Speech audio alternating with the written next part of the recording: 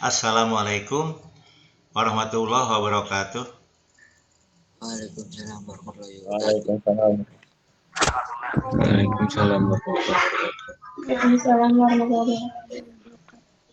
Waalaikumsalam warahmatullahi wabarakatuh. Alhamdulillahirabbil alamin wassalatu wassalamu ala asrofil anbiya'i wal mursalin sayyidina Muhammadin wa ala alihi wa sahbihi ajmain. Kuliah kita kemarin kita sudah kuliah, sudah membahas ini tolong diingat-ingat kembali ya, diingat-ingat kembali, sudah membahas ciri-ciri orang beriman dan ciri-ciri orang kafir ya. Nah, karena ini sebetulnya inti nanti kita akan ini ya, bahwa akan sampai kepada bahasannya bahwa sebetulnya ciri orang beriman itu bukan hanya bertauhid, bukan hanya bertauhid. Kalau sekedar bertauhid, iblis juga bertauhid gitu kan. Tapi iblis divonis kafir oleh Allah. Kenapa? Dia bertauhid tapi akhlaknya buruk. Iblis akhlaknya buruk. Akhlak buruk itu apa? Sombong ya, sombong, merasa dirinya lebih baik. Nah, jadi kalau kita jadi beragama Islam ya, ini rasa hati ya. Rasa hati kan adanya di hati, orang lain mungkin tidak tahu mungkin ya. Rasa hati, jadi ketika berhadapan dengan Allah gitu kan. Kalau hati kita seharusnya terus-terusan berhadapan dengan Allah, terus-terusan gitu ya. Lebih-lebih kalau sholat ya.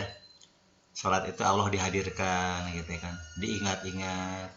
Nah, suasana hati kita harus rendah ya, rendah hati.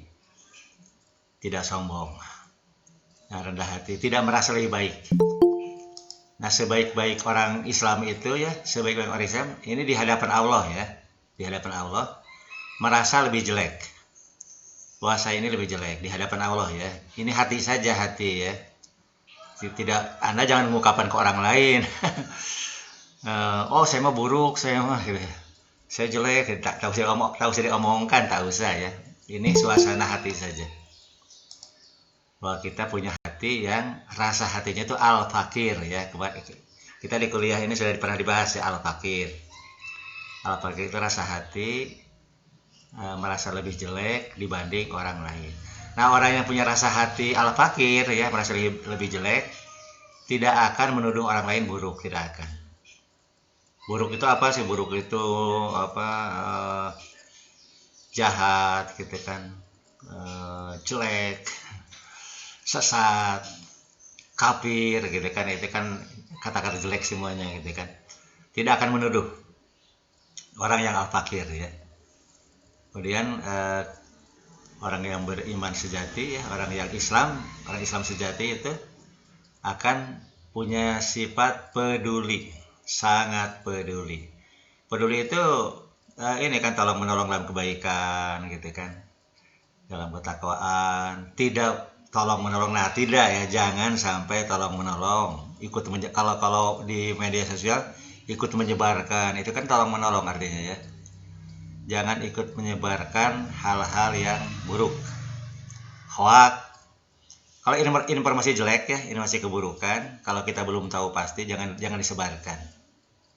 Udah berhenti di WhatsApp kita saja, berhenti gitu kan, berhenti. Jangan disebarkan kalau menyangkut keburukan.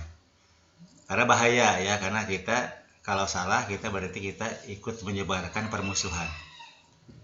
Padahal bermusuhan itu sangat dilarang oleh agama Islam ya. Allah sangat tidak suka dengan orang yang bermusuhan.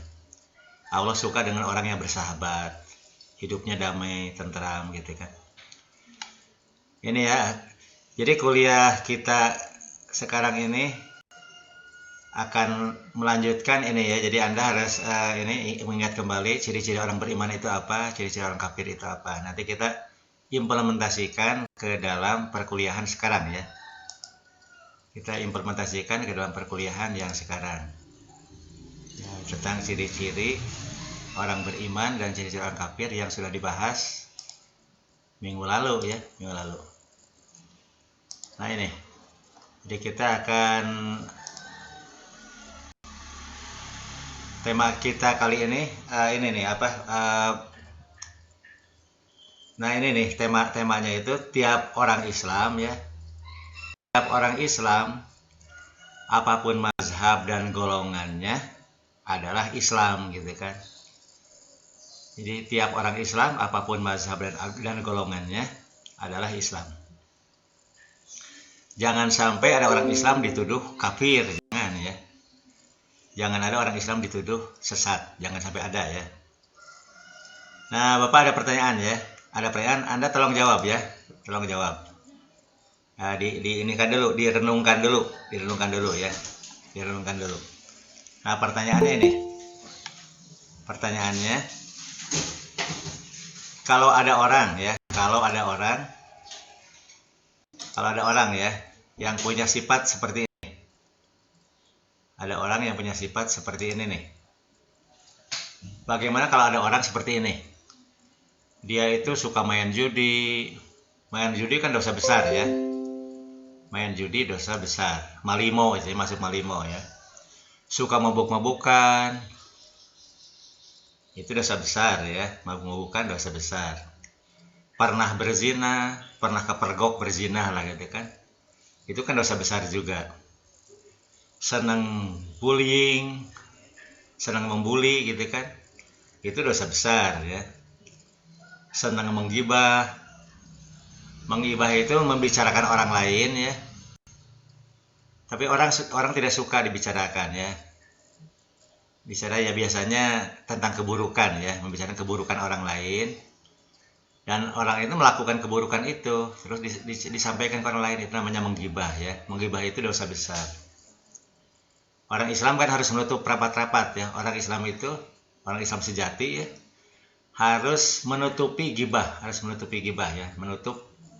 harus menutupi keburukan orang lain. Nah, ini dia senang menggibah, orang itu dosa besar ya. Sering datang ke dukun. Nah, datang ke dukun kan syirik. Musyrik syirik gitu kan. Terus dia suka ini juga kawin cerai orangnya ya, kawin cerai buruk juga ya. Kawin cerai perbuatan dibenci oleh Allah, perbuatan yang dimurkai oleh Allah. Terus jarang berpuasa Ramadan, artinya meninggalkan kewajiban, dosa besar ya. Meninggalkan kewajiban itu dosa besar. Jarang sholat 5 waktu, ini pun sama meninggalkan kewajiban ya. Artinya melakukan dosa besar. Dan banyak lagi berbuat dosa. Nah, ini nih tambahannya ya. Tapi gitu kan, apa tapinya? Tapi dia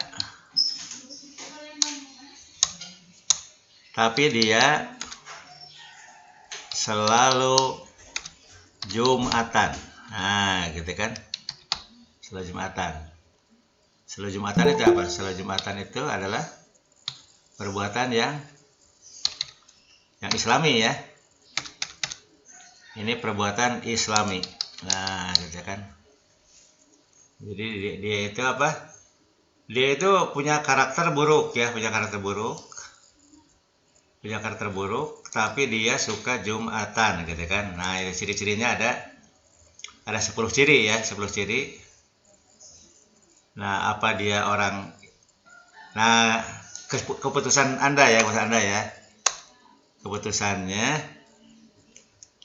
apa dia orang Islam, atau orang kafir. Nah, gitu kan. Nah, ini. Apa dia orang Islam, apa dia orang kafir. Nah, gitu kan. Jadi ini perilakunya buruk ya, apa dia orang Islam atau orang kafir. Silahkan jawab ya. Dijawab sekarang ya. Jawab sekarang. Nah, itu dosa-dosa besar dilakukan ya. Tapi Islam, Pak. Islam. Oke. Siapa yang jawab biasanya siapa? Orang Islam ya. Najun, Pak. Oh iya, oke, orang Islam. Apa alasannya orang Islam? Kan dia dia sholat, Pak. Sholat Jumat ya? Dia- iya, Pak. Oke, iya. Siapa lagi yang mau jawab? Siapa lagi yang mau jawab? Nopi Ramadan. Nopi. Ya Pak, kalau menurut saya dia Islam karena kalau orang yang meninggalkan sholat Jumat itu 3 kali ataupun melebihi, dia bisa dianggap kafir juga Pak. Kalaupun kalau ada kendala baru bisa dimaklumi seperti COVID seperti sekarang ini. Ya, walaupun dia berzina, Iya. mabok-mabokan gitu, tetap orang Islam ya. Ya, tetap orang Islam ya. Satu lagi. Jawab siapa yang mau jawab? Satu lagi. Arif Pahyudi, coba Arif Pahyudi gimana? Iya, Pak, tetap orang Islam, Pak. Orang Islam ya. Ya. Jadi walaupun ada 15 ciri perbuatan buruk dia orang Islam ya. Ya oke. Oke ya. Nah, oke, kita akan bahas ya. Jadi Islam itu apa? Gitu kan? Islam itu apa? Terus yang bukan Islam itu apa gitu kan?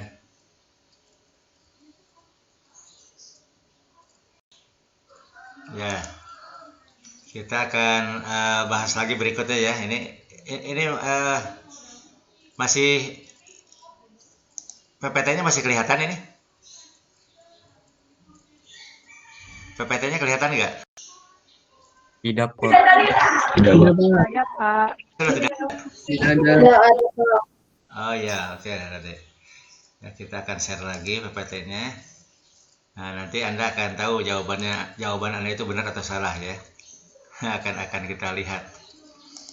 Kita lihat apa jawaban Anda benar ataukah salah. Nah, kita kembali ke ini ya. Kita kembali ke misi Islam ya, misi Islam, misi Nabi. Nabi bersabda, "Innama bu'istu liutamima makarimal akhlak." Sesungguhnya aku diutus ke dunia ini untuk menyempurnakan akhlak mulia. Kalau menuduh orang lain kafir itu akhlak mulia atau akhlak tercela? Kalau menuduh, ya, Bercela, Pak. akhlak tercela. Tercela, Ya? Pak. Iya, oke, Iya. bagus. Ya, jadi kalau menuduh orang lain kafir itu akhlak tercela ya. Menuduh munafik akhlak tercela. Menuduh musyrik akhlak tercela. Menuduh murtad akhlak tercela gitu kan. Akhlak buruk gitu kan, akhlak yang buruk. Pokoknya kalau setiap dosa besar itu akhlak buruk ya. Dosa kecil juga akhlak buruk ya, dosa kecil saja akhlak buruk. Dosa kecil saja misalnya apa contoh dosa kecil apa ya? Dosa kecil contohnya berdusta ya, berdusta yang tidak merugikan orang lain. Berdusta tapi tidak merugikan orang lain. Nah, itu dosa kecil ya. Tapi kalau berdusta merugikan orang lain, itu dosa besar. Berdusta orang lain rugi. Nah, itu dosa besar. Tapi kalau kita berdusta merugikan orang lain, tidak merugikan orang lain, itu dosa kecil. Tapi tetap dosa ya. Jangan dianggap bukan dosa. Kita harus istighfar. Setelah kita berbuat dosa kecil, kita istighfar, astagfirullahaladzim. Misal gini, ya. Contoh dosa kecil ya. Teman Anda pinjam uang. Pinjam uang lah, itu kamu kan punya uang kuliah belum dibayarkan tuh. 5 juta, saya pinjam 500.000 lah gitu kan. Kurangnya. Anda terus berdosa gitu kan. Anda berdosa. Itu sudah dibayarkan, sudah gitu kan. Oh, udah dibayarkan? Kapan sih kamu bayarkannya? Udah gitu saya bayarkan gitu. Gitu kan. Padahal belum gitu kan. Kalau dibayarkan itu kan berdusta ya. Nah, itu dosa kecil ya. Karena tidak merugikan orang lain. Orang lain tidak rugi. Orang lain tidak rugi. Karena uang kuliah itu bukan milik bukan milik teman Anda, uang itu milik Anda gitu kan. Nah, jadi Anda itu kalaupun berdusta itu dosa kecil dustanya ya. Tidak sampai ke dosa besar, tidak. Tapi kalau Anda misal dititipi uang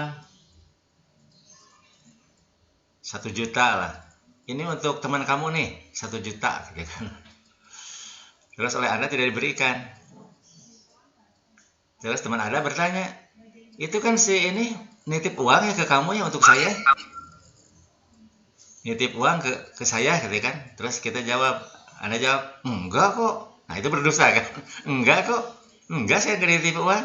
Nah itu dosa yang merugikan orang lain ya, merugikan orang lain. Nah itu dosa besar kalau gitu. Jadi kalau kasusnya tadi itu bukan dosa besar, itu dosa kecil. Nah kita lanjut lagi ya, tentang setiap orang Islam, ya betul ya, setiap orang Islam itu adalah Islam. Jangan sampai dituduh kafir, jangan ya. Apapun mazhabnya, apapun golongannya. Nah jadi jadi kita harus selalu ingat ya, misi Nabi itu, misi Islam adalah berakhlak mulia yang sempurna. Nah apa itu akhlak mulia yang sempurna itu? Nah ini kita supaya sambil mengingat kembali ya. Yang pertama, berjiwa al-fakir. Jiwa al-fakir itu rendah hati, berhati lembut, menilai keberagamaan dirinya lebih buruk daripada orang lain. Nah itu, jadi menilai kita itu lebih buruk dari orang lain. Tidak merendahkan mazhab dan golongan Islam lainnya. Terlebih-lebih tidak menyesatkannya, tidak mengkafirkannya, tidak juga merendahkan dan mengkafirkan penganut agama lain. Agama lain saja jangan sampai dikafirkan, jangan ya. Orang Kristen jangan dikafirkan, jangan ya. Orang Hindu jangan dikafirkan. Karena Allah dalam Al-Quran menyebutkan, Allah Subhanahu wa Ta'ala dalam Al-Quran menyebutkan bahwa di antara ahli kitab itu penganut agama di luar Islam ya. Di antara ahli kitab itu ada orang yang beriman. Di antara ahli kitab itu ada yang soleh. Di antara ahli kitab itu ada yang soleh. Di antara ahli kitab ada yang beriman. Di antara ahli kitab ada yang lurus.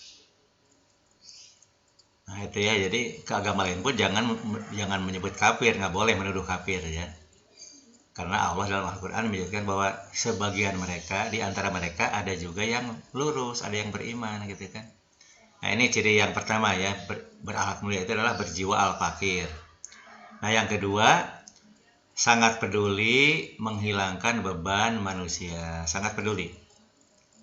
Bermanfaat bagi orang lain, tidak menyakiti hati manusia dengan lisan ataupun dengan perbuatan. Nah itu ya. Nah kita masuk sekarang ke pembahasan tentang Islam ya, Islam. Nah kita perlu tahu ya, perlu paham. Islam itu adalah agama Allah. Karena Islam agama Allah, maka satu-satunya, jadi hanya di dunia hanya satu ya, satu-satunya manusia yang mengerti Allah hanyalah Rasulullah. Nah jadi kita perlu ingat bahwa yang satu-satunya manusia yang mengerti Allah hanyalah Rasulullah. Dengan demikian, Islam adalah agama Rasul. Apa maksud agama Rasul itu? yakni agama yang hanya dipahami secara secara total oleh Rasulullah saja. Nah, kaum muslimin, kita kaum muslimin ya. Kaum muslimin itu selain Rasul ya. Mulai sahabat-sahabat Nabi sampai kita umat Islam di zaman sekarang. Itu namanya kaum muslimin ya. Apapun mazhabnya, apapun golongannya. Kaum muslimin yang bukan Rasul ya, kaum muslimin itu bukan Rasul ya. Kaum muslimin yang bukan Rasul tidak mungkin memahami secara total agama Rasul. Tidak mungkin. Apa buktinya? Buktinya ayat-ayat Al-Quran yang mutasabihat itu maknanya samar-samar. Nah, pasti dipahami secara berbeda oleh umat Islam. Makanya kenapa muncul perbedaan pendapat di kalangan umat Islam ya? Muncul beda mazhab-mazhab, golongan-golongan dalam Islam karena adanya ayat-ayat mutasyabihat. Nah, samar-samar ya. Tapi bagi Nabi tidak samar-samar, bagi Nabi itu terang benderang, jelas sekali bagi Nabi itu ya. Bagi Rasul itu jelas-jelas sekali. Hanya bagi umat Islam samar-samar. Kecuali jika umat Islam itu bertanya kepada Rasul. Nah, jawaban Rasul itu terang benderang. Bahkan ada ayat-ayat Al-Quran yang tidak dipahami sama sekali. Contohnya Alif Lam Mim. Kalau Anda baca Quran, pasti Alif Lam Mim itu ini apa? Sering dimaknai Alif Lam Mim. Alif Lam Mim itu apa? Hanya Allah yang tahu maksudnya. Hanya Allah yang tahu maksudnya. Atau wallahu a'lam bimurodi. Hanya Allah yang tahu maksudnya. Alif Lam Ra. Alif Lam Ra pun diterjemahkan dengan hanya Allah yang tahu maksudnya. Nah, ya, Alif Lam Mim, Alif Lam Ra, Yasin, Toha, Kaf Haya Ain Shad, dan seterusnya, Nun, ya, Shad, gitu kan. Sama sekali tidak dipahami, sehingga ayat-ayat ini tidak pernah menjadi petunjuk bagi kita. Tidak pernah jadi petunjuk bagi kita. Nah, kita lihat lagi coba ini tentang tidak mungkin Islam di luar Rasul memahami agama Rasul 100% ya. Kita hanya paham sebagian saja ya. Kita hanya paham sebagian saja. Jadi tidak mungkin paham 100%. Nah, kita lihat ya surat yang dimulai dengan huruf-huruf ya seperti Alif Lam Mim. Nah, seperti Alif Lam Mim. Nah, ini ya coba. Alif Lam Mim. Nah, Alif Lam Mim. Alif Lam Mim diterjemahkannya Alif Lam Mim lagi itu. Alif kan kata ingin ngerti Alif Lam Mim itu apa sih? Oh, Alif Lam Mim adalah Alif Lam Mim, kan kita nggak paham-paham. Tidak ada penjelasan ya. Kita lihat lagi misalnya surat Ali Imran. Ali Imran ya. Ali Imran itu ayat 1 Alif Lam Mim juga gitu, Alif Lam Mim. Jadi kita Alif Lam Mim itu diterjemahkan dengan Alif Lam Mim lagi gitu kan. Kita lihat surat misalnya surat supaya ini kita ini ya. Supaya kita, nah ini surat Al-Kahfi. Bukan Al-Kahfi, bukan surat Toha. Nah, Toha. Terjemahnya Toha lagi, Toha gitu kan. Padahal jangan-jangan ini petunjuk yang inti, jangan-jangan gitu kan. Kita lihat lagi surat Arum ya, coba surat Arum nih, Arum. Alif Lam Mim lagi tuh, Alif Lam Mim. Banyak Alif Lam Mim yang banyak surat yang dimulai dengan Alif Lam Mim. Tapi kita tidak pernah paham artinya apa Alif Lam Mim itu gitu kan. Surat, nah ini surat Yasin diterjemahkan dengan Yasin. Apa artinya Yasin? Ini petunjuk apa Yasin itu? Kita kan tidak tahu.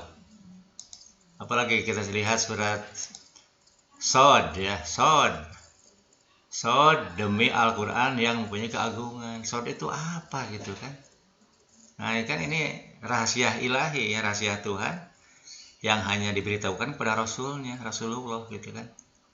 Nah ini ya, jadi apa? Kita ini tidak mungkin paham 100% agama Rasul, tidak mungkin paham 100% ya. Kita umat Islam tidak mungkin paham 100% agama Rasul, tidak mungkin. Nah, jadi mungkin kita paham berapa persen lah gitu kan. Mungkin ulama terbesar pun hanya paham berapa persen gitu kan. Tidak mungkin 100%, tidak mungkin. Nah, oleh karena itu merupakan kesombongan besar jika ada orang yang tidak mengerti secara total agama Rasul, tidak mengerti 100% agama Islam, lalu menyalahkan, terlebih-lebih hingga mengkafirkan mazhab atau golongan Islam lainnya. Nah, sombong sekali kok. Berarti kan kalau mengkafirkan orang lain, menuduh orang lain buruk kan, kafir itu kan paling buruk. Kafir itu karakter yang paling buruk. Kok dia melakukan keburukan dengan menuduh kafir gitu kan, menuduh kafir. Nah ini kan sombong, berarti dirinya merasa benar, dirinya merasa lebih baik, dirinya itu. Orang lain yang dituduhnya jelek. Nah itu ya, jadi ini perlu hati-hati pada agama Islam itu. Jangan sekali-kali keluar dari mulut kita itu tuduhan sesat, tuduhan kafir kepada orang lain, kepada golongan Islam lain. Jangan sekali-kali, baik kepada orang perorangan ataupun kepada kelompok. Jangan sekali-kali gitu kan. Malahan ke penganut agama lain juga tidak boleh kita menuduh kafir, tidak boleh. Orang Hindu jangan dituduh kafir, jangan. Kan orang Konghucu jangan dituduh kafir, jangan sama sekali ya. Karena kita tidak tahu. Jadi yang paling aman itu tidak tahu. Yang paling aman itu tidak tahu, gitu kan, paling aman. Tapi kita ada petunjuk dari Al-Qur'an ya. Bahwa di antara ahli kitab itu penganut agama di luar Islam ya.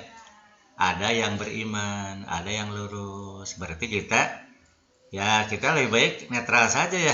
Oh dia orang Kristen gitu kan. Udah aja, jangan jadi orang kafir, jangan. Karena kafir itu buruk ya. Kristen itu masih ini identitas ya. Kristen itu identitas. Seperti Hindu itu identitas, Islam juga identitas. Nah kan setiap orang Islam juga beda-beda ya. Orang Islam juga beda-beda. Karena itu identitas. Nah Bapak ingin masuk ke bahasan ini ya. Ke bahasan ini apa? Di bahasan ini ya. Bahwa di zaman Nabi Muhammad itu Islam itu hanya satu. Kenapa hanya satu? Karena sumber agama Islam adalah Nabi Muhammad. Jadi orang Islam saat itu, orang Islam yang taat ini ya, orang Islam yang taat. Mereka merujuk kepada Nabi. Jadi kalau tidak tahu, bertanya ke Nabi. Mereka akan, kalau Nabi sudah berkata, sudah bersabda gitu kan, nah orang Islam yang taat itu akan sami'na wa ata'na. Kami dengar dan kami taat gitu kan. Sumbernya satu, Rasul ya. Nah jadi masih ada referensi agama Islam itu Nabi Muhammad. Nah setelah Nabi wafat, nah muncullah mazhab-mazhab Islam. Yang pertama kali hanya sehari setelah Nabi wafat itu ada muncul mazhab sahabat Nabi, dan muncul mazhab Ahlul Bait Nabi. Mazhab sahabat Nabi dan mazhab Ahlul Bait Nabi. Ahlul Bait itu sering diartikan keluarga Nabi, tapi nggak tepat juga ya. Bukan keluarga dalam arti ayah anak gitu, bukan itu ya. Tapi Ahlul Bait di sini itu lebih merujuk kepada ilmu Islam ya, ilmu Nabi gitu kan, ilmu Nabi, darah Nabi, darah kenabian. Nah, jadi yang kita kenal dengan Islam Syiah gitu ya, kenal Islam Syiah, terus ada muncul lagi Islam Wahabi, muncul lagi Ahmadiyah, muncul lagi kaum Salafi gitu kan. Nah, jadi Islam itu beda-beda di Indonesia gitu kan. Ada NU, ada Muhammadiyah, dan ada lain-lain ya, macam-macam sekali gitu kan. Nah, itu menunjukkan bahwa Islam pasca Nabi Muhammad itu berbeda-beda. Nah, berbeda-beda itu yang bagus kan? Kalau berbeda yang bagus apa? Yang bagus itu fastabiqul khairat. Berlomba-lomba berbuat kebaikan, bukan saling menyalahkan, bukan. Lebih-lebih jangan sampai menuduh sesat dan kafir. Ini jangan sekali-kali gitu kan. Nah itu ya, jadi Anda semuanya ini bahwa di zaman Nabi Islam itu hanya satu. Di zaman Nabi itu Islam hanya satu. Hanya ini saja, hanya Islam yang diajarkan, didakwahkan, dinasehatkan, diteladankan oleh Nabi Muhammad. Nah terus umat Islam itu kan mencatat. Pertama yang dicatat itu Al-Quran, jadi rekam ya Al-Quran. Nah, makanya Al-Quran itu begitu Nabi meninggal kan langsung dibukukan. Karena sahabat Nabi banyak hafal Quran, banyak yang hafal Quran, 100% hafal lah gitu kan. Nah sehingga dibuatlah panitia penyusunan mushaf Al-Quran. Seperti Al-Quran yang sekarang. Jadi Al-Quran yang sekarang itu sama persis dengan Al-Quran yang disusun pertama kali di zaman Khalifah Abu Bakar Siddiq, sama persis. Nah sehingga secara ilmiah orang sedunia, bukan hanya orang Islam ya,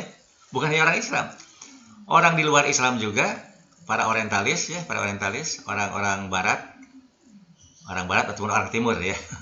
Orientalis, orang barat ataupun orang timur yang agamanya bukan Islam, yang mendalami agama Islam sepakat Al-Quran itu orisinal, asli. Kenapa asli? Karena sahabat Nabi yang hafal Al-Quran banyak, dan dibuatlah panitia oleh Abu Bakar Siddiq, panitia penyusunan mushaf Al-Quran, seperti yang sekarang kita baca ini. Nah gitu ya. Jadi itu sumber yang kita andalkan untuk paham-paham Islam ya. Yang kedua, sabda Nabi. Sabda Nabi itu penjelasan terhadap Al-Quran, penjelasan, gitu kan, penjelasan. Ya, sabda Nabi, nah itu pun direkam juga, dicatat. Tapi tidak terekam semua rupanya. Rupanya sabdanya tidak terekam semuanya, buktinya. Yang tadi Bapak jelaskan ya, ada ayat-ayat Al-Quran semacam Alif Lam Mim, tidak ada terjemahnya, tidak ada. Kita tidak tahu ya artinya, Pak. Kan Nabi tidak mungkin menyembunyikan itu. Nabi Muhammad tidak mungkin menyembunyikan, pasti Nabi Muhammad menyampaikan, tapi tidak terekam oleh umat di kemudian hari. Karena hadis itu baru dibukukan sekitar 200 tahun setelah wafatnya Nabi. Nabi wafat 200 tahun kemudian baru dibukukan. Nah, lama sekali ya, lama. Kalau Al-Quran kan, Al-Quran itu begitu Nabi wafat, 6 bulan kemudian sudah dibukukan Al-Quran itu. Sementara hadis baru dibukukan 200 tahun kemudian, 300 tahun kemudian. Dan itu pun beda-beda hadis itu ya, karena tergantung penulis ya, tergantung perekam. Jadi beda-beda ya. Nah, misalnya ada hadis Sunni, ada hadis Syiah. Sunni punya hadis, Syiah juga punya hadis, gitu kan. Nah, kita tidak boleh kita mengklaim yang benar mah hadis Sunni, hadis Syiah salah, nggak boleh. Sama orang Syiah juga tidak boleh mengklaim, oh hadis yang benar mah hadis Syiah, hadis Sunni salah, nggak boleh. Seharusnya saling memperkaya ya. Seharusnya kita di Sunni tidak ada keterangan Nabi bersahabat, tidak ada. Nah, kita cari di hadis Syiah ya. Sama hadis Syiah juga tidak boleh menutup diri, gitu kan. Ketika mereka tidak ada keterangan di hadis Syiah, mereka harus mencari dari Sunni. Harus saling memperkaya. Jadi ini kan peninggalan luar biasa, gitu kan. Peninggalan luar biasa yang jangan disia-siakan, gitu kan. Nah, ini jadi jangan saya muncul, kita ini tidak percaya ke sini, jangan saya muncul itu, gitu kan. Kita kaji secara ilmiah saja, gitu kan. Nah, itu ya. Jadi apa? Sepeninggalan Nabi, ya kenapa Islam itu berbeda-beda ya? Pertama karena pemahaman terhadap Al-Quran, terutama terhadap ayat-ayat mutasyabihat, berbeda-beda, gitu kan. Yang kedua, pilihan hadis pun yang dipilih ini pun berbeda-beda juga. Kan misalnya hadis sahih itu valid ya, hadis yang valid, sahih, dhaif lemah. Nah, kan sahih dhaif juga kan menurut siapa?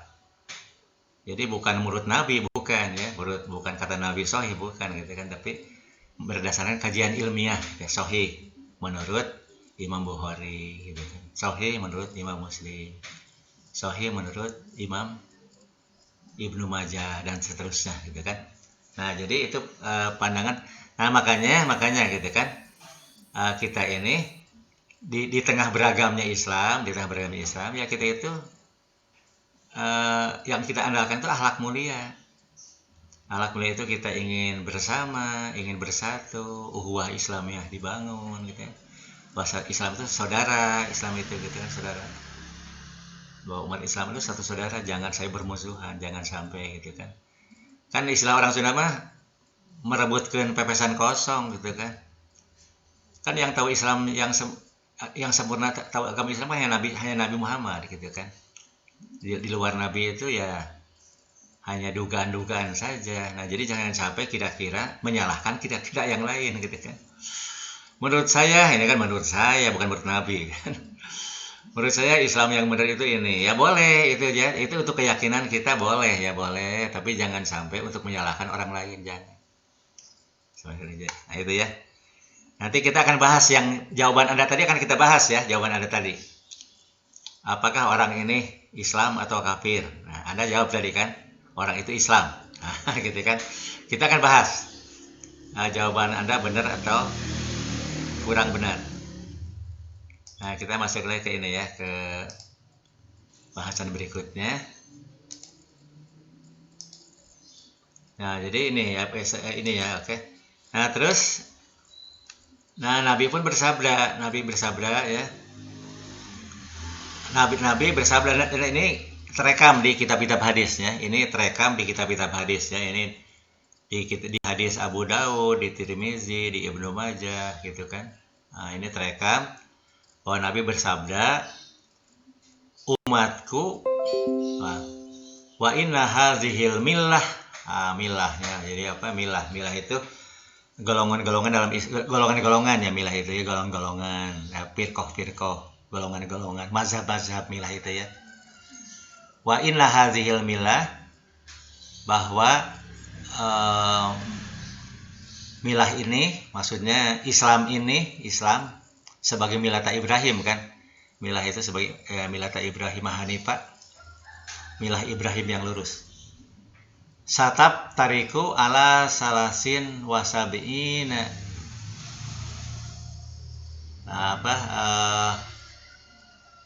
Umatku akan terpecah ke dalam 73 golongan.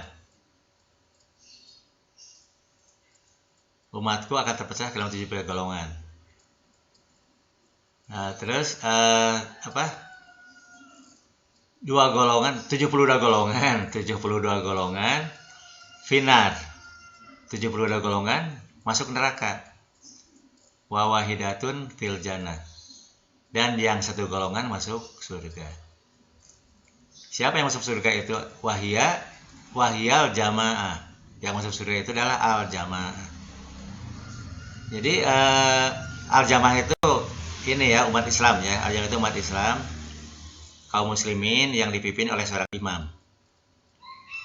Oleh seorang imam yang imam yang melanjutkan Nabi ya, imam pelanjut Nabi, yang soleh, yang akhlak mulianya sempurna, ahli ibadah gitu kan, yang paham Al-Quran, paham sekali, terang benderang. Nah, yang Nabi sebutkan di hadis-hadis itu yang dikenal dengan Al-Khulafaur Rasyidin Al-Mahdiin. Al-Khulafa itu para wakil ya, para pelanjut Nabi. Al-Khulafaur Rasyidin, para pelanjut Nabi yang dapat memberikan petunjuk, dapat memberikan penjelasan secara terang benderang tanpa ada keraguan sedikit pun ya. Yang terang benderang. Kenapa? Karena Al-Khulafaur Rasyidin itu dapat petunjuk dari Allah lewat Rasulnya. Nah, jadi kalau bahasa pendidikannya gini, Al-Khulafaur Rasyidin itu kenapa mereka menguasai Islam ya, setelah ini karena mereka itu dididik secara khusus dan sempurna oleh Nabi. Nabi mendidik secara khusus dan sempurna sampai tuntas pendidikannya, tidak setengah-setengah, jadi kan sampai tuntas. Nah, ini yang kriteria orang yang masuk surga itu al-jamaah. Nah, bagaimana kita jadi al-jamaah gitu kan? Nah, yang penting kita jadi al-jamaah gitu kan. Nah, kalau menurut Bapak, jadi kita ini harus kembali ke misi Nabi. Misi Nabi itu menyempurnakan akhlak mulia, bahwa kita mengutamakan akhlak mulia. Jadi kalau apa saja kita nilai dari akhlak mulia gitu kan. Misalnya tadi ya, kalau ada orang begini, tapi dia masih Jumatan, apa dia orang Islam atau orang kafir? Nah, Anda tadi kan, itu orang Islam. Nah, jawaban Anda orang Islam itu apakah itu akhlak mulia atau akhlak tercela?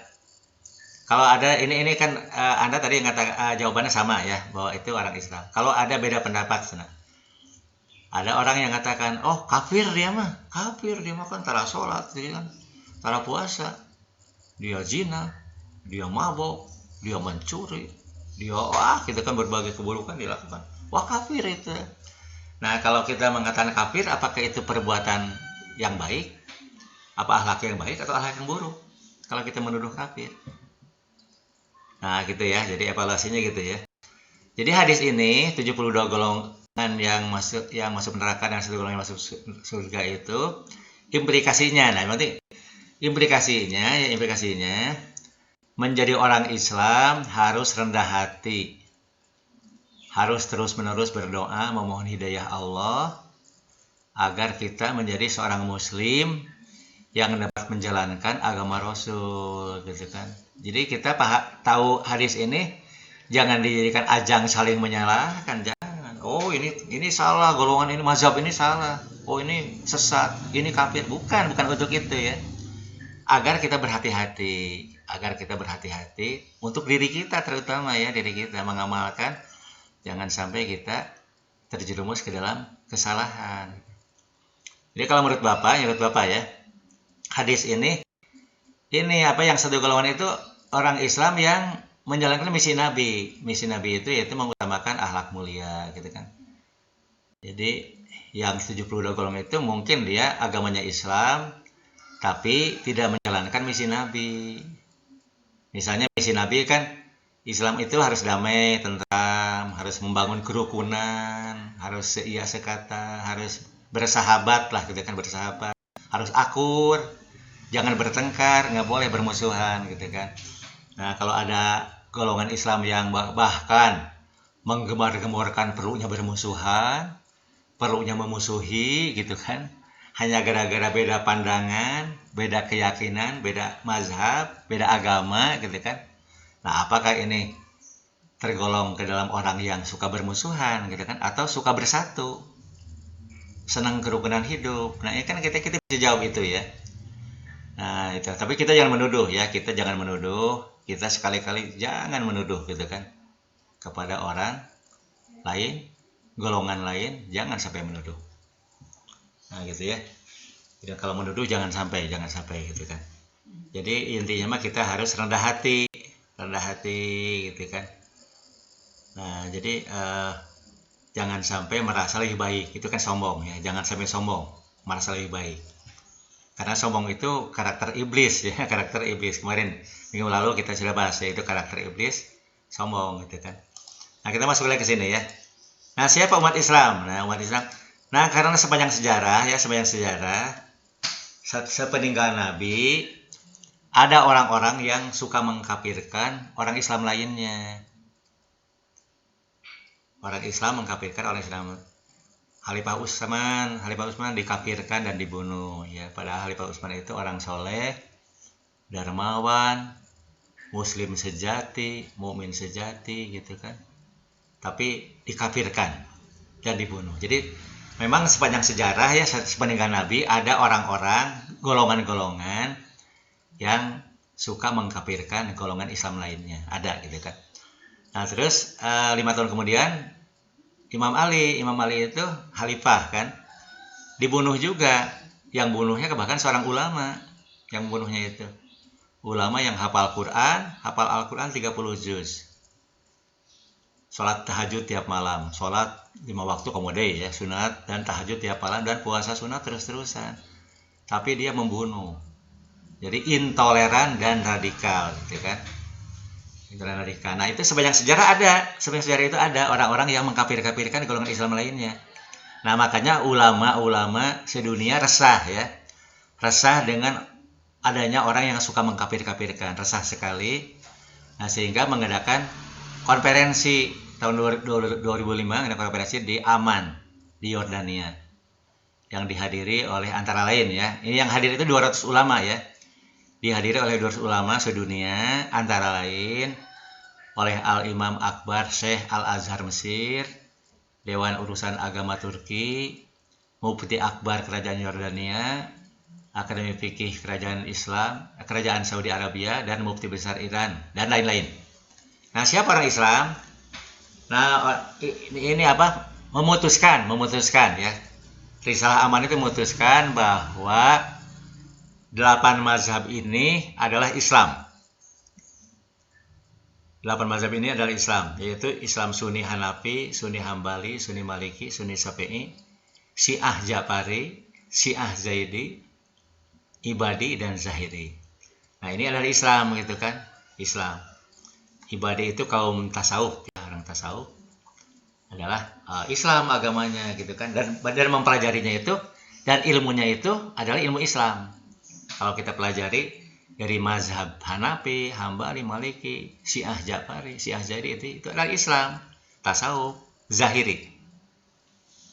Nah itu Islam gitu kan, ini keputusannya gitu kan. Nah ini kan baru keputusannya baru di tingkat di sini ya. Nah, mungkin belum tahu ada Islam lainnya. Ini Islamnya itu baru 8 golongan. Tapi ini golongan besar kan ya, golongan besar.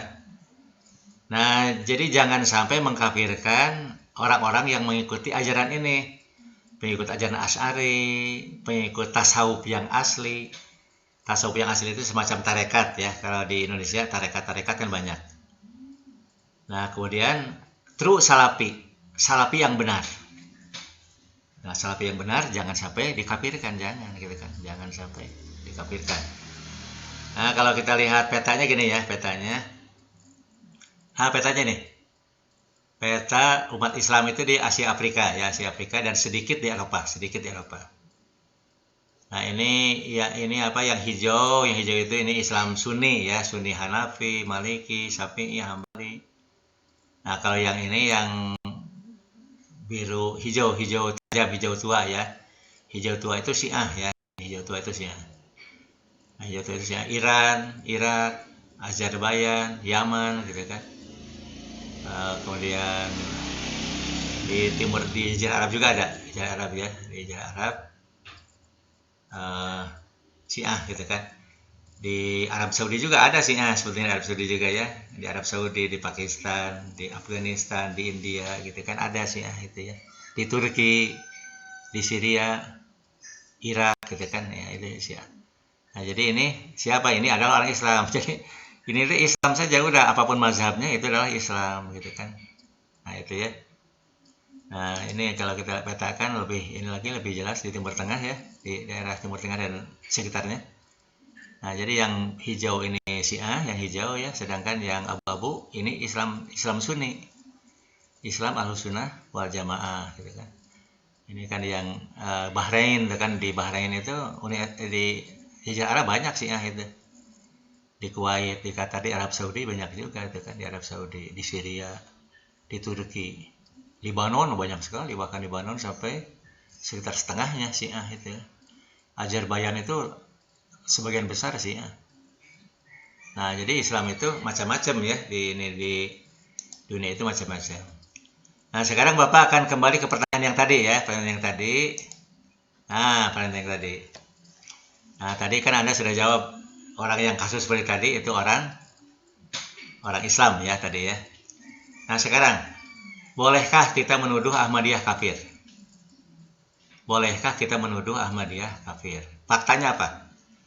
Faktanya Ahmadiyah itu punya kepercayaan adanya Nabi setelah Nabi Muhammad, yaitu Mirza Ghulam Ahmad. Nabi Mirza Ghulam Ahmad ya. Nah, siapa Nabi Mirza Ghulam Ahmad itu siapa sih? Nah, iya menurut Ahmadiyah ya, ini menurut Ahmadiyah, bukan menurut Bapak, bukan. Menurut Bapak, ia itu pengikut Nabi Muhammad. Ia pengikut Nabi Muhammad. Nabi Muhammad itu kata mereka nabi besar.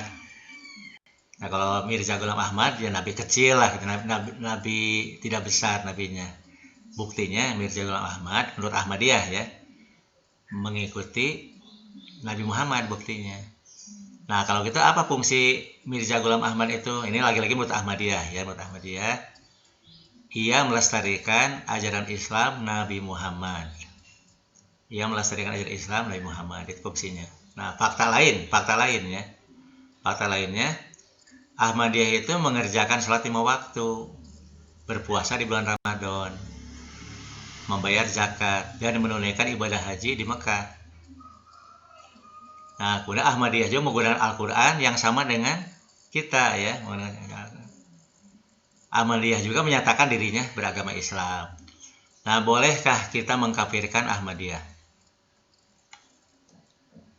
Gimana? Menurut Anda gimana? Anda ya, silahkan ya. Boleh nggak mengkafirkan? Kafir gitu kan? Boleh nggak? Nggak boleh, Pak, nggak Tidak boleh. boleh, Pak. Ya, nggak boleh ya. Nazwan Muhammad Ghalib nggak boleh. Siapa lagi? Apa tidak boleh, Pak? Ah, Nafa ya barusan ya, Nafa. Ya, Iya. Nafa, Fajrul Falah tidak boleh. Jadi Ahmadiyah juga Islam juga gitu kan. Nah, gitu. Oke ya. Siapa lagi? Nasrina, Nasrina Gunawan. Gimana? Nggak boleh, Pak. Nggak boleh ya. Oke. Tidak boleh. Nah, kita bahas lagi ya. Mari kita bahas lagi. Eh, mari kita bahas lagi.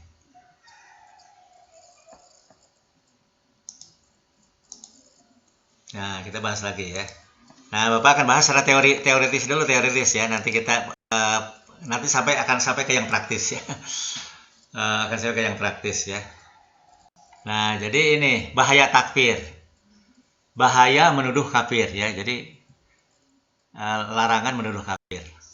Nah, di zaman pemerintahan Islam ya, di zaman dulu, di zaman Kesultanan Islam, di zaman kekhalifahan Islam gitu kan. Jika ada orang Islam yang keluar dari Islam, itu disebut murtad ya. Orang Islam keluar Islam disebut murtad. Dan murtad itu artinya kafir ya. Nah, apa keputusannya? Orang murtad itu diminta untuk bertobat. Kamu tobat gitu, bertobat gitu kan. Nah, jika 3 hari tidak bertobat, maka yang murtad itu dihukum mati. Dibunuh, dihukum mati.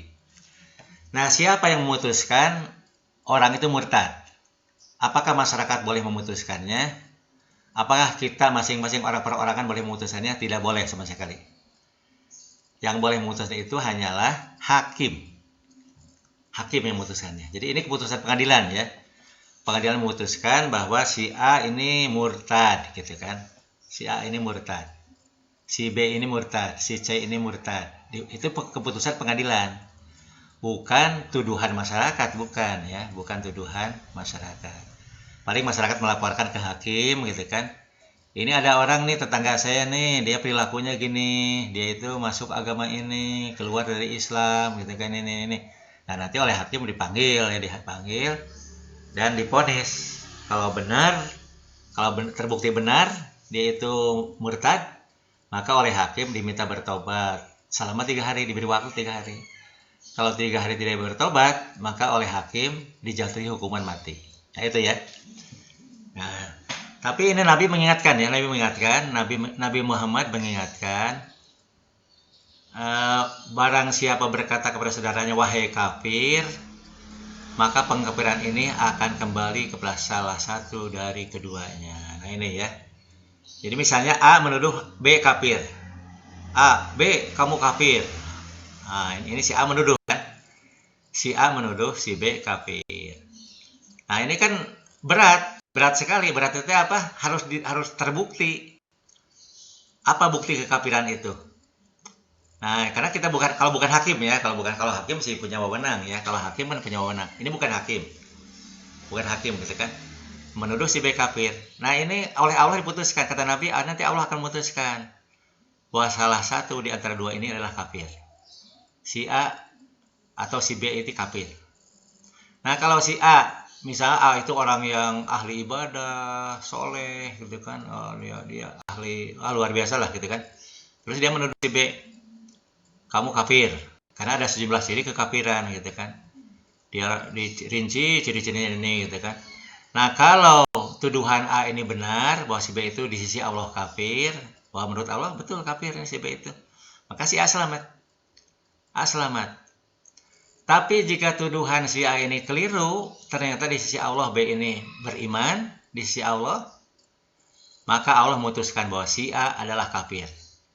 Walaupun si A ini ahli ibadah gitu kan, soleh luar biasa gitu kan. Nah, oleh Allah diponis bahwa si Allah yang kafir. Nah, saking dosanya menuduh orang lain kafir, saking dosanya, dosa besar yang luar biasa gitu kan. Saking dosanya sampai Nabi bersabda seperti ini, Nabi, jika seseorang menuduh orang lain kafir, maka Allah menetapkan kafir kepada salah satu di antara dua itu. Nah, itu kan, jadi kita jangan main-main ya, jangan main-main dengan akhirat ya. Jangan main-main dengan surga neraka, jangan main-main gitu kan. Ini mengerikan sekali gitu kan. Nah, ini satu ya. Yang kedua gitu kan, yang kedua. Nah ini Imam Ghazali ya, Imam itu ulama besar ya, Hujatul Islam, gurunya para ulama. Imam Ghazali itu gurunya para ulama. Nah kata Imam Ghazali, ini ditujukan ke hakim ya, bahwa hakim itu lebih baik. Jadi hakim itu boleh dalam hal ini ya, dalam hal menuduh kafir, dalam hal menuduh murtad gitu kan. Lebih baik nggak apa-apa salah keputusannya, nggak apa-apa salah memutuskan bahwa misalnya yang dituduh itu ternyata tidak kafir. Oh dia orang Islam, salah, ternyata salah di sisi Allah. Yang diputuskan oleh hakim itu adalah orang Islam, orang kafir ternyata gitu kan. Nah salah sampai 1000 kali salahnya itu. Nah kata Imam Ghazali ini ringan dibandingkan dengan hakim salah memvonis seseorang sebagai orang murtad. Padahal di sisi Allah dia seorang muslim, seorang beriman gitu kan, yang beriman. Nah itu lebih ringan salah dalam memutuskan 1000 orang kafir.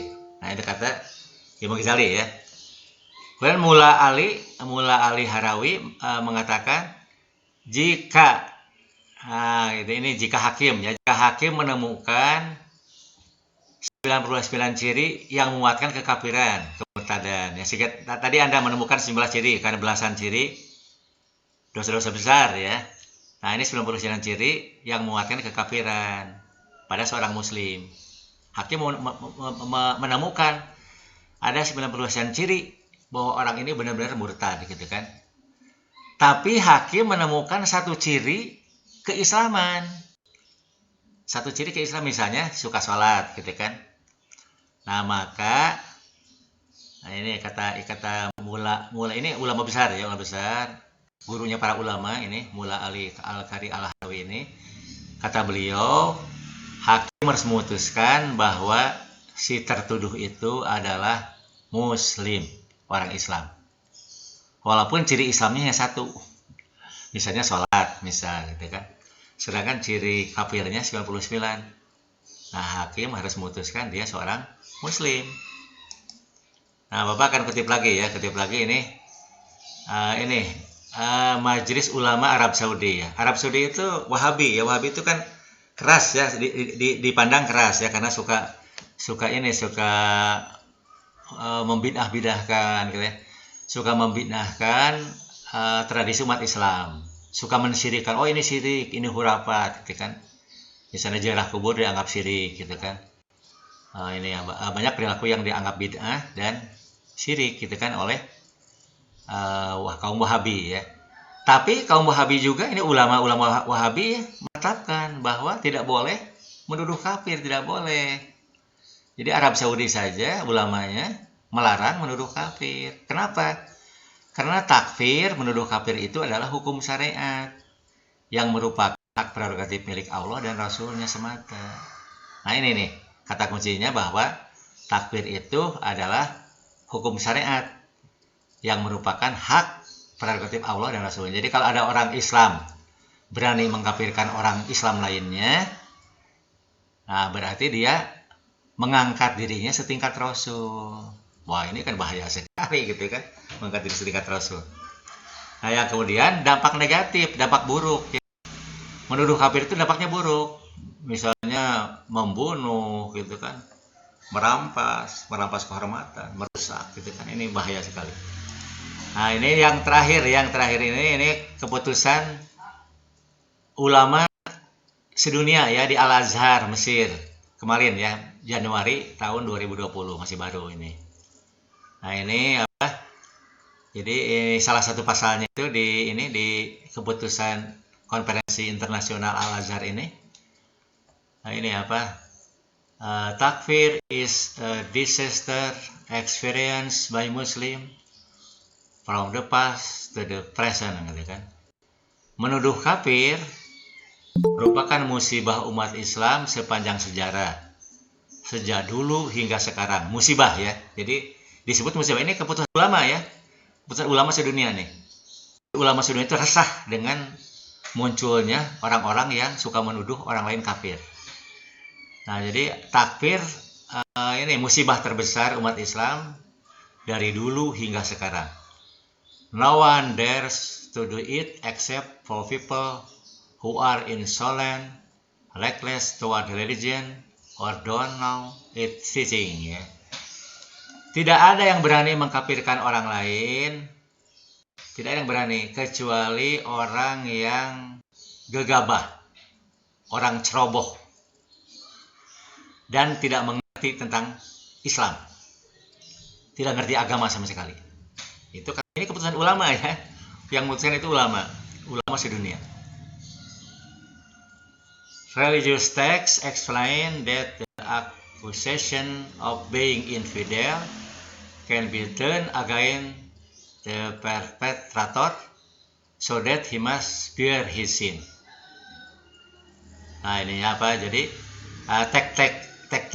teks dari Nabi gitu maksudnya gitu kan, hadis-hadis gitu kan, dari tulisan ulama seperti dari Imam Ghazali, dari Al-Harawi tadi kan, menyatakan bahwa bahaya terbesar menuduh kafir karena itu dosa besar ya. Nah, if there is someone who say word that have the potential to contain kufr from 99 aspect and do not contain kufr from one aspect, then he can be accused of being kafir because of the element of possibility. Nah, jika kita menemukan 99 ciri kekafiran, tapi masih ada satu ciri keislaman, maka tidak boleh dituduh kafir orang itu, sebab ada kemungkinan dia sebetulnya orang beriman, gitu kan. Nah, jika ada 90 ciri kekafiran dan satu ciri Islam, maka dia orang Islam. Nah, jadi yang Anda putuskan benar tadi ya. Yang Anda putuskan itu benar, yang Anda putuskan ya. Yang Anda putuskan itu benar. Nah, ini. Yang Anda putuskan itu benar itu ya. Jadi boleh kan menuduh Ahmadiyah kafir? Nah, kalau ini menurut Bapak ya, itu tidak boleh ya, tidak boleh. Kenapa? Karena masih ada ciri-ciri keislaman, masih ada ciri-cirinya, yaitu sholat. Rukun Islamnya kan sama, rukun Islamnya 5 sama. Nah, khususnya misalnya sholat 5 waktu, khususnya ya. Sholat 5 waktu, puasa Ramadan, sama itu wajib, membayar zakat dan haji ke Mekah. Ahmadiyah juga haji ke Mekah kan ya. Menggunakan Al-Quran yang sama gitu. Ahmadiyah pun menyatakan dirinya beragama Islam, nggak mau disebut bukan Islam, nggak mau sama sekali gitu kan. Nah, jadi kita jangan maksa mereka, kamu bukan Islam, jangan dipaksa gitu kan. Karena kita bukan nabi ya, kita bukan rasul kita ini ya. Jadi ini apa, kalau menurut Bapak ya, ini menurut pendapat Bapak, jawaban Anda itu benar, jawaban Anda ya, bahwa tidak boleh menuduh kafir. Walaupun kita mengkritik ya, kita kritik, bukan kita membenarkan ya. Apakah benar ada nabi setelah Nabi Muhammad? Apa benar ada nabi setelah Nabi Muhammad? Benar enggak? Ya. Bapak nanya sekarang, apa benar ada nabi setelah Nabi Muhammad? Tidak. Ada ya? Tidak ada. Tidak, Pak. Muhammad itu nabi Tidak ada, terakhir. Pak. Ya, Nabi Muhammad itu kan nabi Tidak terakhir. ada, Pak. Ya, betul, tidak ada ya. Jadi benar bahwa tidak ada nabi setelah Nabi Muhammad.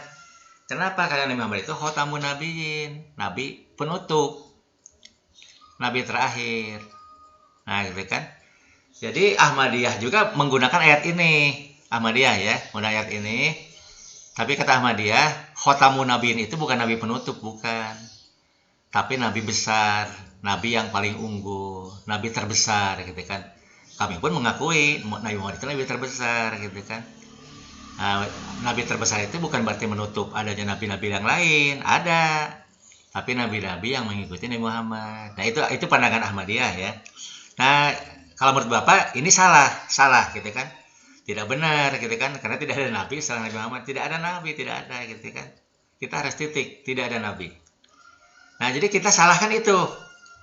Kita jangan membenarkan, kita salahkan. Ini Ahmadiyah itu salah, punya pandangan tapi kita jangan menuduh. Oh, kalau begitu Ahmadiyah kafir. Jangan menyimpulkan itu, jangan. Kita hanya sebatas membatasi masalah ya. Jadi kalau kita rinci, Apa Ahmadiyah salah atau benar? Ahmadiyah benar. Suka sholat 5 waktu. Ahmadiyah benar. Puasa Ramadan. Ahmadiyah benar. Bayar zakat. Ahmadiyah benar. Mewajibkan haji ke Mekah. Ahmadiyah benar. Percaya dan menggunakan Al-Quran yang sama dengan kita. Ahmadiyah benar. Ini Ahmadiyah. Tapi menurut saya dibatasi juga ya. Menurut saya, nah makanya Bapak membatasi ya, menurut Bapak. Ahmadiyah, Bapak tidak menyalahkan Ahmadiyah, tapi menurut Bapak membatasi dalam hal pandangan tentang adanya Nabi Muhammad salah.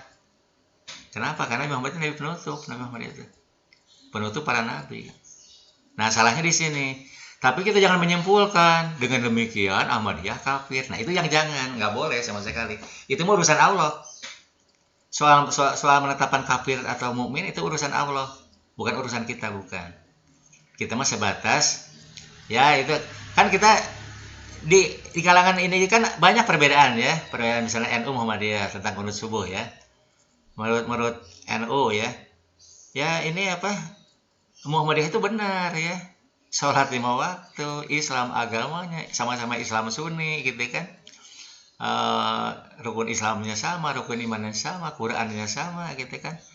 Tapi saya, nah kata orang NU, misalnya kita orang NU, saya menyalahkan Muhammadiyah yang membid'ahkan kunut subuh. Salah itu. Yang benar itu kunut subuh sunnah. Nah, kita membatasi itu saja, membatasi masalah ke yang bedanya itu. Nah, tapi kita pun disertai, saya menghormati Muhammadiyah yang punya pendapat bahwa kunut subuh itu bid'ah. Saya hormati karena ternyata punya argumentasi. Nah, hanya berbeda dengan saya. Dan bagi saya orang Muhammadiyah adalah muslim sejati, gitu kan. Nah, gitu sama Muhammadiyah ke NU gitu ya, muslim sejati. Nah, kita pun ke Ahmadiyah ya. Ya, saya berbeda pendapat dengan Ahmadiyah.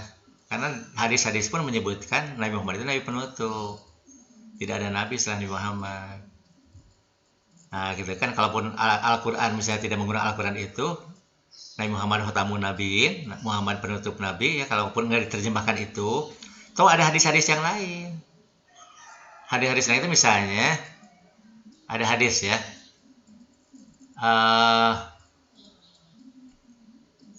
misalnya Ali, kepada Ali bin Abi Thalib ya, kedudukan kamu dengan aku ini, kedudukan kamu dengan aku, seperti Nabi Harun dengan Nabi Musa. Nah, Nabi Harun kan Nabi pelanjut Nabi Musa. Nabi Harun adalah pelanjut Nabi Musa ya. Setelah Nabi Musa wafat, dilanjutkan oleh Nabi Harun. Dilanjutkan.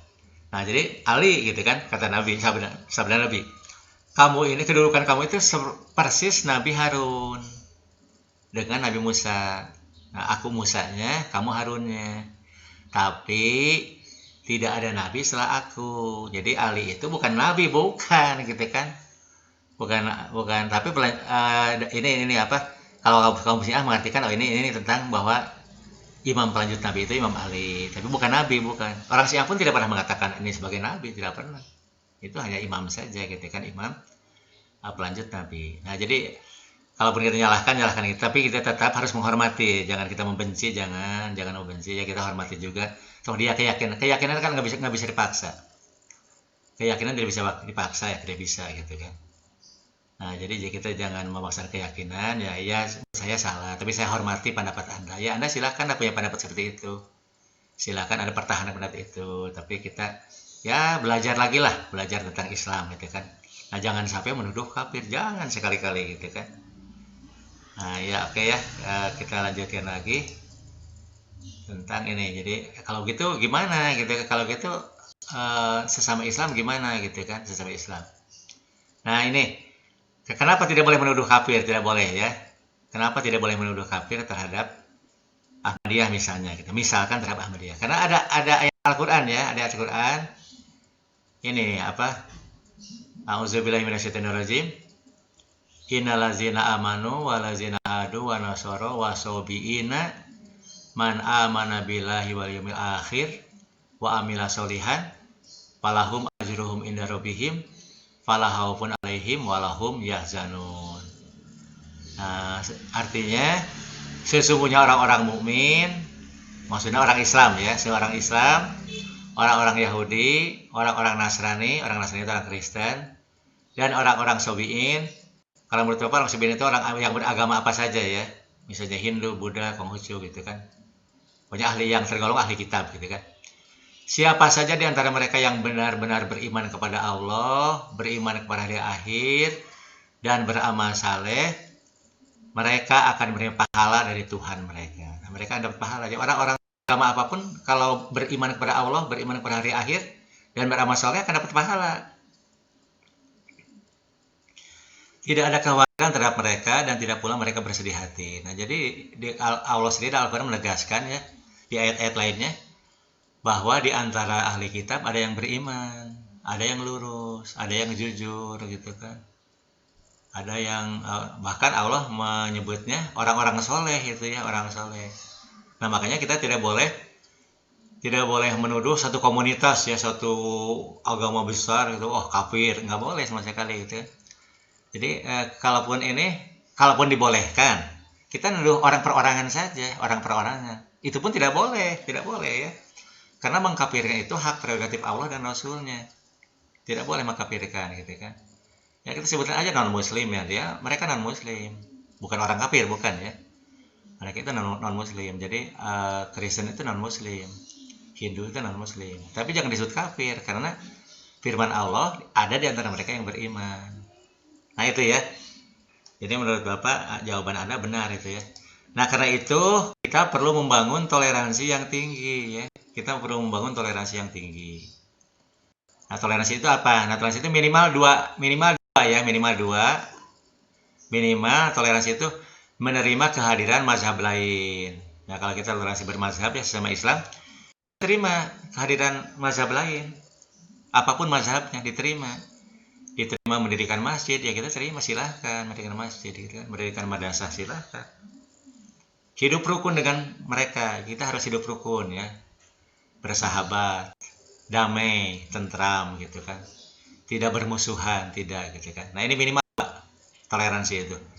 Nah lebih bagus lagi kalau ada titik 3 dan 4, yaitu kita kokoh dengan keyakinan kita ya, kokoh dengan keyakinan kita masing-masing ya, sesuai mazhabnya.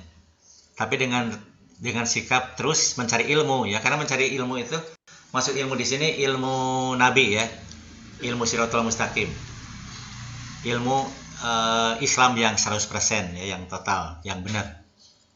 Nah, mohon diberi hidayahnya. Nah, karena jaminan Allah ya di hadis Nabi, barang siapa bepergian mencari ilmu, kemudian kematian datang menjemputnya, sebelum ilmu itu diperolehnya, maka Allah telah menetapkan baginya surga. Nah, maksud bepergian di sini kita ini ya, kita mencari ilmu ya. Jadi kita sepanjang hayat ya, makanya utlubul ilma minal mahdi ilal lahdi ya. Carilah ilmu sejak dari lahir sampai masuk ke liang lahat. Maksudnya mencari ilmu ini, ilmu Nabi Muhammad, ilmu Islamnya Rasul gitu kan. Kita kan beragam, Islam itu banyak macam ya. Kita mencari Islamnya Rasul. Nah, kita belajar terus mati kita itu. Nah, Allah sudah menetapkan surga baginya. Nah, itu ya, walaupun ilmu Rasul itu belum diperoleh, belum. Nah, tapi Allah sudah menetapkan surga. Nah, ini perlunya ikhtiar ya. Bahwa kita jadi sebaiknya kita kokoh dengan keyakinan kita, tapi kita terus berikhtiar sambil berdoa memohon diberi hidayahnya. Yang kedua, menurut Bapak ya, perlu memahami pokok-pokok ajaran mazhab lain secara benar. Untuk apa? Bukan untuk dicaci maki, bukan ya, untuk dihormati. Kita jangan mencaci maki Ahmadiyah ya. Oh, kamu ada Nabi Sulaiman, wah, bohong itu, palsu itu. Tahu usah gitu ya. Itu kan keyakinan ya, keyakinan itu dalam hati adanya gitu kan. Jadi kita ya hormati saja. Kita berbeda gitu kan. Dengan orang Kristen pun kita hormati ya, beda keyakinan lah gitu kan.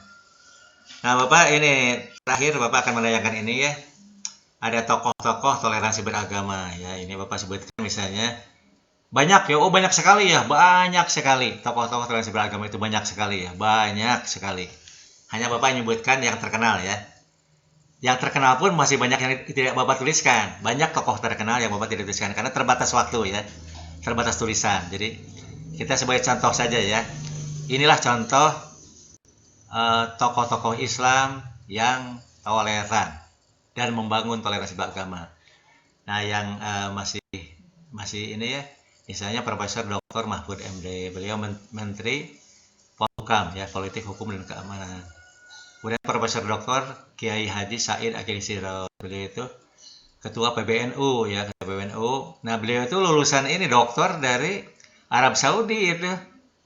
Dokter Saudi, ternyata beliau itu ini dapat gelar doktor dan bidang tasawuf. Jadi kita tidak benar juga kalau Wahabi itu menolak tasawuf, tidak benar. Buktinya beliau Kiai Haji Said Akil itu lulusan Arab Saudi dan disertasinya tentang tasawuf. Ternyata di ACC buktinya gitu kan. Nah, jadi tidak benar jika Wahabi itu menolak tasawuf, tidak benar. Keputusan tadinya diamankan itu bahwa tidak boleh, bahwa orang Islam itu tidak boleh menuduh kafir terhadap ajaran tasawuf yang asli gitu, yang tidak boleh. Nah, kemudian Profesor Dr. Kiai Haji Din Samsudin. Nah, kalau Pak Said Akil Sirot ini Ketua PBNU ya, Ketua Pengurus Besar Nahdlatul Ulama sampai sekarang masih ya, beliau periode keduanya. Nah, kalau Profesor Dr. Kiai Haji Din Samsudin, beliau mantan ya, jadi pernah menjadi Ketua Muhammadiyah, Ketua Pengurus Pusat Muhammadiyah 2 periode, beliau itu 2 periode. Karena dibatasi 2 periode ya, dibatasi. Ya, beliau pun pernah menjadi Ketua Majelis Ulama Indonesia. Nah, ini orang terkenal sekali kan, orang terkenal. Terus kemudian Profesor Dr. Habib M. Quraish Shihab. Pak Quraish Shihab kan sering televisi ya, sering beliau di televisi. Ayahnya Najwa Shihab, ya, ayah Najwa Shihab ini. Kemudian Profesor Dr. Buya Syafi'i Ma'arif. Nah, Buya Syafi'i Ma'arif pun beliau pernah jadi ketua pengurus pusat Muhammadiyah beliau itu. Nah, ini orang besar kan, orang besar. Nah, ini yang masih ada ya, sekarang masih ada gitu kan, dan banyak lagi gitu kan. Ini antara lain ya. Kemudian kalau yang sudah meninggal dunia, ini yang paling terkenal itu satu Kiai Haji Abdurrahman Wahid, Kiai Gus Dur ya, Kiai Haji Gus Dur. Oh, terkenal sekali beliau itu. Bahkan agama Konghucu juga menjadi agama resmi di Indonesia oleh beliau, oleh Kiai Haji Abdurrahman Wahid, menjadi agama resmi di Indonesia, diakui sebagai agama resmi.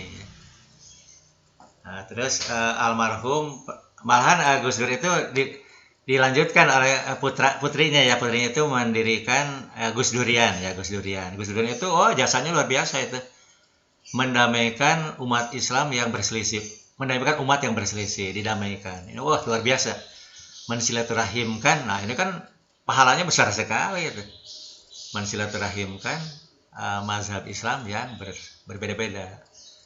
Nah, misalnya mendukung persatuan Sunni Syiah di Jepara gitu kan. Ini Gus Durian tampil di sana, gitu kan, memfasilitasi. Nah, kemudian almarhum Profesor Dr. Harun Nasution, beliau itu dulu rektor UIN Jakarta ya, direktur Pasca Sarjana UIN Jakarta, dan beliau itu arsitek. Kalau menurut Bapak itu beliau arsitek IAIN UIN se-Indonesia. Beliau yang mengadakan pembaharuan sehingga UIN menjadi besar, menjadi selevel lah dengan universitas level gitu kan. Nah, ini jasa beliau Profesor Dr. termasuk beliau itu membangun Islam yang moderat, Islam yang wasatiyah gitu kan, Islam yang toleran. Nah, itu Profesor Harun Nasution. Kemudian almarhum Profesor Dr. Nurholis Majid. Ini pun terkenal sekali ya, sangat terkenal. Yang ini yang pendiri Paramadina ya, pendiri Yayasan Paramadina. Kan ada juga berdiri Universitas Paramadina ya, Universitas Paramadina. Itu Nurholis Majid ya. Sebelumnya lagi mungkin ada juga kalau yang suka baca-baca ini ya, Profesor Dr. Buya Hamka. Buya Hamka itu kan ada peninggalannya banyak ya, tulisannya banyak, semacam Tafsir Al-Azhar, itu Tafsir Al-Quran 30 juz yang tulisan Buya Hamka ya. Nah, beliau itu sangat-sangat toleran ya, sangat membangun toleransi. Buya Hamka itu pernah memuji pemerintah Arab Saudi yang pernah mengangkat Imam Masjidil Haram itu dari orang Syiah. Orang Syiah dijadikan Imam Masjidil Haram dan dipuji oleh Hamka. Dipuji luar biasa. Itu bisa Anda baca di Tafsir Al-Azhar ya. karya Buya Hamka itu. Dan banyak lagi. Nah, Bapak kira itu ya, Bapak kira itu. Nah, sekarang masih ada waktu. Nah, Anda silahkan yang mau bertanya ya. Anda yang mau bertanya silahkan ya, masih ada waktu. Mangga silahkan.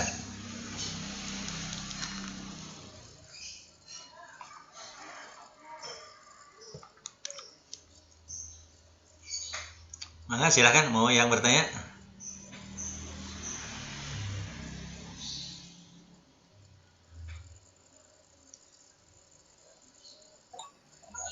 Cintanya Pak. Oh ya, mangga silahkan ya. Cintanya. Muhammad Raihan ya, mangga Muhammad Raihan. Iya Pak. Yang ini yang tentang yang sekarang tuh ajaran yang Syiah Pak. Kan yang saya kan yang nonton dari video Pak.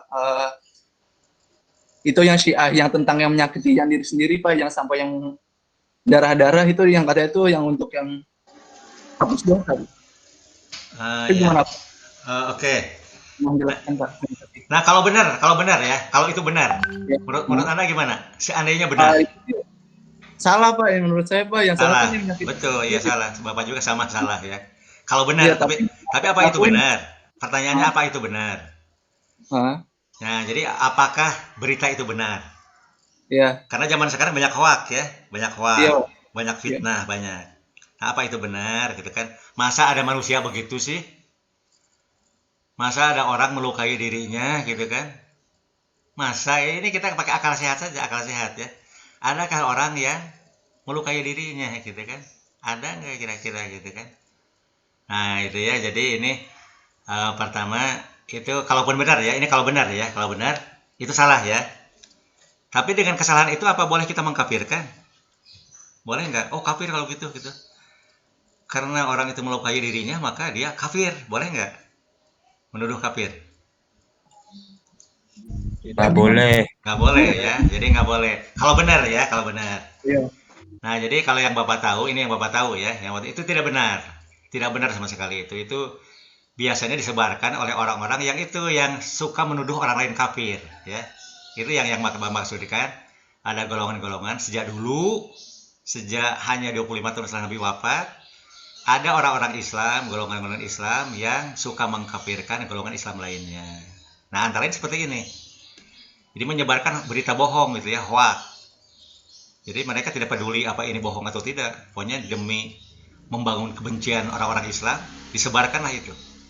Agar orang benci. Nah, gitu kan. Nah, kita mah jangan benci, kita nggak boleh benci kan, nggak boleh gitu kan. Nah, yang Bapak tahu itu ya, itu kan di hari Asyura ya. Hari Asyura itu hari memperingati syahidnya Imam Husain. Anda supaya tahu ya, Imam Husain itu cucu Nabi, putra Sayyidina Ali dan Siti Fatimah. Coba Anda bayangkan, ada apa? Anda simpati nggak?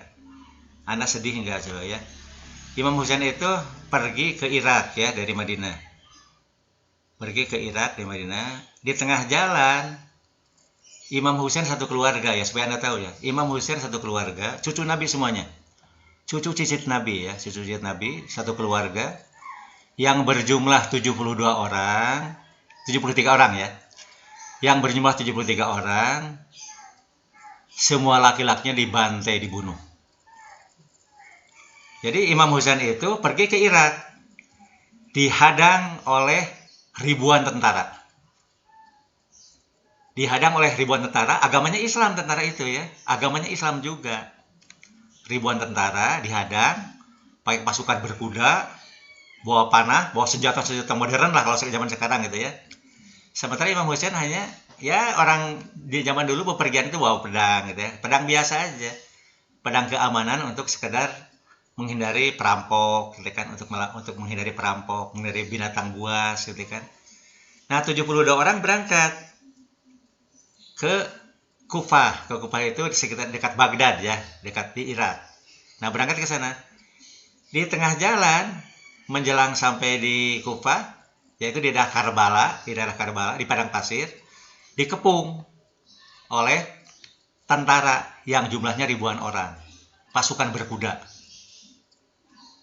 Nah terus semua cucu Nabi, cicit Nabi ya, semua cicit Nabi itu dibantai, dibunuh. Sampai bayi juga disembelih. Karena siap laki-laki disembelih. saking bencinya dengan keluarga Nabi, benci sekali itu. Nah, jadi supaya Anda tahu sejarah ya. Jadi ada penguasa Islam saat itu yang dipimpin oleh khalifahnya Yazid bin Muawiyah, itu mengerahkan ribuan tentara untuk membantai cucu Nabi. Nah, jadi itu semua laki-laki sebanyak 42 orang kalau nggak salah. Dan 30 orang sahabatnya dibunuh secara keji, dibantai habis-habisan. Nah, sampai bayi yang sedang menetek ibunya dirampas dan disembelih. Imam Hussein kalau zaman sekarang dimutilasi, dicacak badannya, dicacak. Sudah meninggal, sudah syahid, dicacak. Dicacaknya dengan apa? Dicacak dengan pasukan berkuda, diinjak oleh kuda, diinjak. Sampai hancur badannya itu, hancur. Nah, orang simpati kan, orang-orang simpati. Orang simpati itu, nah itu apa? Di sejarah ya, ini sejarah gitu kan. Bukan masa sekarang, bukan yang sekarang, di sejarah itu. Nah, ada orang yang menyesali sampai melukai dirinya. Supaya dia merasakan sakitnya Imam Hussein dibantai, merasakan simpati gitu kan. Nah, perbuatan itu salah, jelas salah. Bapak nyalahkan, itu nggak benar. Simpati tidak harus begitu, tidak harus gitu kan. Simpati tidak harus melukai dirinya. Nah, ada betul. Ada, bahkan mungkin di setiap tahun ada saja yang begitu melukai dirinya gitu kan. Tapi sekarang saya kira tidak ada sekarang. Dulu itu ya. Dan yang melukai diri itu bukan semuanya, bukan. Itu hanya pemain drama. Misalnya di satu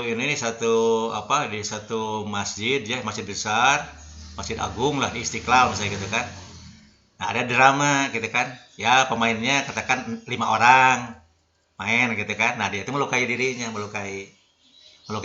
sampai keluar darah. Darah itu muncrat darah gitu. Nah, itu paling 5 orang. Yang nonton misalnya 300.000 yang nontonnya itu gitu kan, penonton. Nah, orang nangis semuanya karena merasakan empatik gitu. Dibacakan sejarah Imam Hussein, dibacakan. Terus ada orang yang melukai dirinya. Nah, orang nangis kan, pada nangis, sedih lah gitu kan. Simpati gitu kan. Nah, itu persis pemain debus di Banten. Pemain debus lebih ngeri lagi debus itu kan. Lidah digunting gitu kan, tangan dipatahkan gitu, ngeri.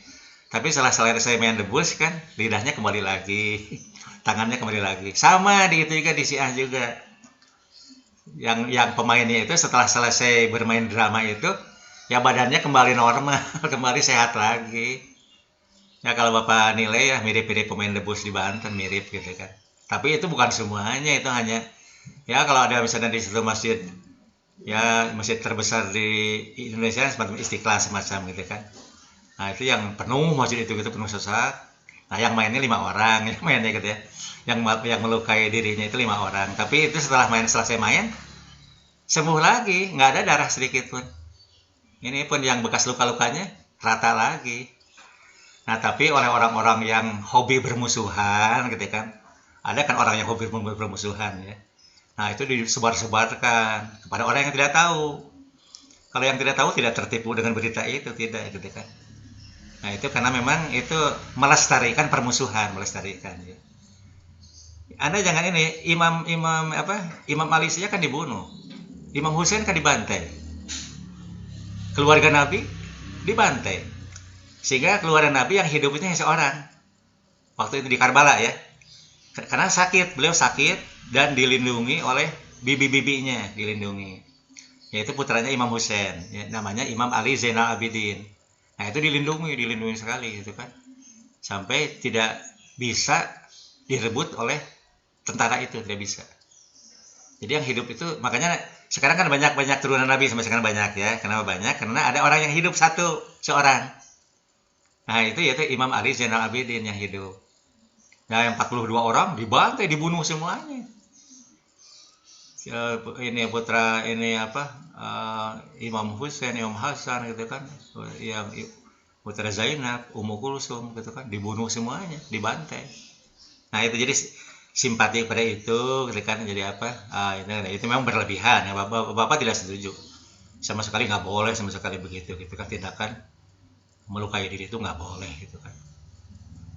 Nah itu ekspresi ini, saya ekspresi, saya kira itu ekspresi spontanitas ya. Nah jadi kalaupun benar itu kita tidak boleh menuduh kafir, tidak boleh. Kita nyalahkan itu saja, nyalahkan perbuatannya saja.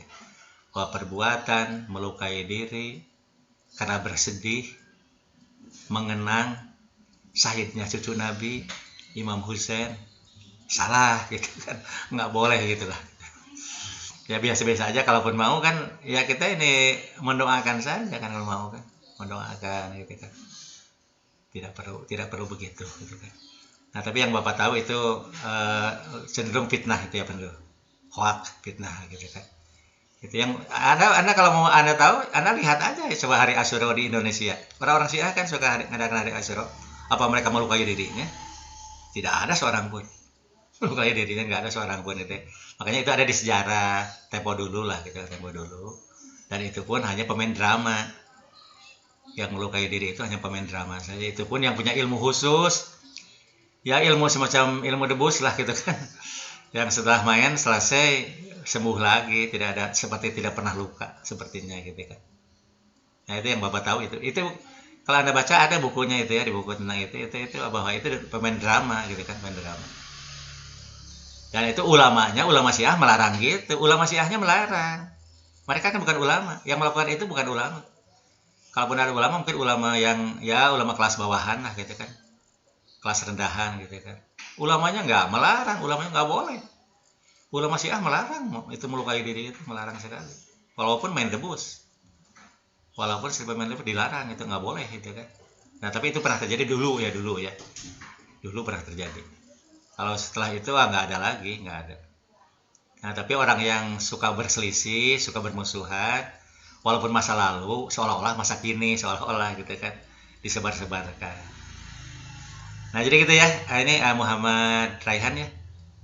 Ya, terima kasih Pak. Ya, terima kasih. Ya, sami-sami. Ada lagi, satu lagi. Ada Pak, Ya, Ya, mangga. Pak.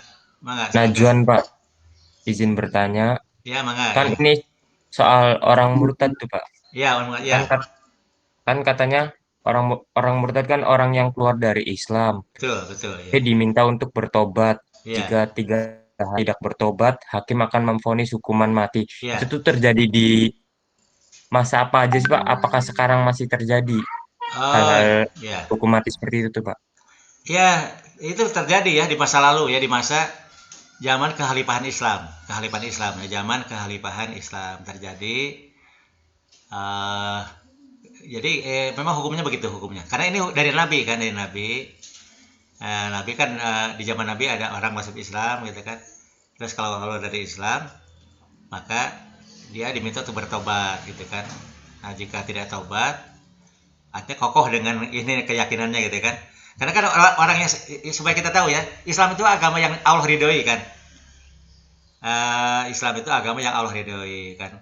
Al-yauma akmaltu lakum dinakum wa atmamtu alaikum ni'mati wa raditu lakumul Islam madinah gitu kan. Itu Allah ridho dengan Islam itu ya. Nah ini kan sudah menemukan Islam, kan dia asalnya bukan Islam. Asalnya bukan Islam, menemukan Islam. Kok keluar lagi gitu kan.